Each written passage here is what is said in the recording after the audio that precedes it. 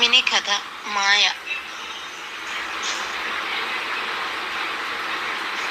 രചന Thomas Kavalam. അതെന്താ അവിടെ? നാരായണൻകുട്ടിയുടെ വീട്ടിൽ പന്തലിട്ട് കാണുന്നല്ലോ. പ്രശാന്തിന്റെ കല്യാണമായോ? നാരായണൻകുട്ടിക്ക് 2 മക്കളായിരുന്നു. മൂത്തവൻ പ്രശാന്തൻ, ഇളയവൻ പ്രകാശൻ. കല്യാണമായെന്നുള്ളത് ശരിയാണ്, പക്ഷെ പ്രശാന്തിനല്ല, പ്രകാശന്. അയൽക്കാരി ശോഭന കൂട്ടുകാരി നവ്യോട് പറഞ്ഞു. അയ്യോ, അവര് തമ്മിൽ 5 വയസ്സിന് വ്യത്യാസമില്ലേ? 30 35? നവ്യ ചോദിച്ചു. പറഞ്ഞിട്ടെന്താ കാര്യം? ചേട്ടൻ കെട്ടിന്ന് വിചാരിച്ചിരുന്ന അനിയന് മൂക്കിൽ പല്ലും കെടുത്തു, ശോഭന പറഞ്ഞു. പ്രശാന്തനായിരുന്നു വിവാഹത്തിന്റെ ചുമതല. അതിനായി അവൻ ഒരാഴ്ച അവധി എടുത്തു. പ്രശാന്തിന് എറണാകുളത്തായിരുന്നു ജോലി, ഒരു IT കമ്പനി. ആദ്യം പോയി വരികയായിരുന്നു. പിന്നെ അവിടുന്ന് പേയിങ് ഗസ്റ്റ് ആയിട്ട് താമസിക്കാൻ തുടങ്ങി. കമ്പനിയുടെ ടാർജറ്റ് പൂർത്തിയാക്കി സ്വന്തം ടാർജറ്റ് മറന്നുപോയി. വിവാഹത്തിൻ്റെ അന്ന് എല്ലാവരും സദ്യ ഉണ്ണുമ്പോൾ പ്രശാന്തൻ സദ്യ വിളമ്പി കൊടുക്കായിരുന്നു. പാവം ഉണ്ണാൻ മറന്നുപോയി. വിവാഹം കഴിഞ്ഞ് പ്രശാന്ത് എറണാകുളത്തിന് ട്രെയിൻ കയറിയപാടെ ഹെഡ്ഫോൺ വെച്ച് ഇഷ്ടപ്പെട്ട ഗാനങ്ങൾ ഫോണിൽ കേട്ടുകൊണ്ടിരുന്നു. അവൻ്റെ അടുത്തവരമ്മയും അവരുടെ മകളും വന്നിരുന്നു.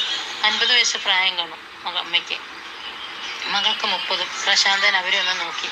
പക്ഷെ ക്ഷീണം കൊണ്ട് പ്രശാന്തൻ പെട്ടെന്ന് ഉറക്കത്തിലേക്ക് വഴുതി വീണു. അവൾ സുന്ദരിയായിരുന്നു, ഒരു മാലാഖയെ പോലെ. ചുവന്ന തുടുത്ത കവിളും കരിമിഷി എഴുതിയ വലിയ കണ്ണുകളും ഒതുങ്ങിയ ശരീരവും. അവൻ സ്വപ്നത്തിൽ മാത്രം കണ്ടിട്ടുള്ളതായിരുന്നു അങ്ങനെ ഒരു രൂപം. ആരാ? മനസ്സിലായില്ല, അവൻ ചോദിച്ചു. അപ്പോൾ പ്രകാശിന്റെ ചേട്ടത്തി. അവൻ ചോദിച്ചു. ഞാൻ പ്രകാശിന്റെ ചേട്ടത്തി. പ്രകാശിന്റെ ചേട്ടത്തിയോ? പ്രകാശ് എൻ്റെ അനിയനാണ്. ഞങ്ങൾക്ക് അങ്ങനെ ഒരു ചേട്ടത്തി ഇല്ലല്ലോ. ചേട്ടന്റെ ഭാര്യ. അതിനവന്റെ കല്യാണം കഴിഞ്ഞില്ലല്ലോ. എൻ്റെ കല്യാണം കഴിഞ്ഞിട്ടില്ല, പിന്നല്ലേ അവന്റെ കല്യാണം.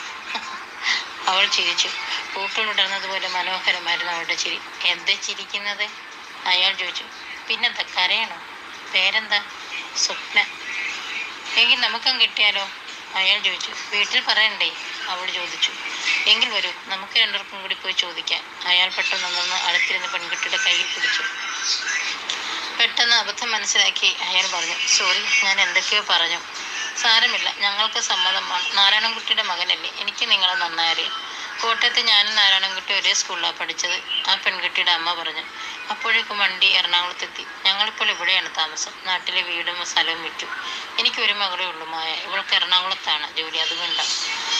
സ്റ്റേഷനിൽ ഇറങ്ങി ഉടൻ തന്നെ പ്രശാന്തൻ അച്ഛനെ വിളിച്ചിരുന്നു. അച്ഛാ, പന്തലൊന്നും അഴിക്കണ്ട, എൻ്റെ കല്യാണം. ഞാൻ അറിഞ്ഞു, നീ വിളിക്കുന്നതിന് മുമ്പ് കല്യാണക്കുട്ടി എന്നെ വിളിച്ചിരുന്നു. വിവരങ്ങളെല്ലാം പറഞ്ഞു. നല്ല ബന്ധമാണ്. 2 ദിവസം പ്രശാന്തൻ ജോലിക്ക് കയറിയില്ല. ആ സ്വപ്നത്തെക്കുറിച്ചും മായയെക്കുറിച്ചും ചിന്തിച്ചുകൊണ്ടിരുന്നു. സ്വപ്നമായയായ അത്ഭുതത്തെക്കുറിച്ച്.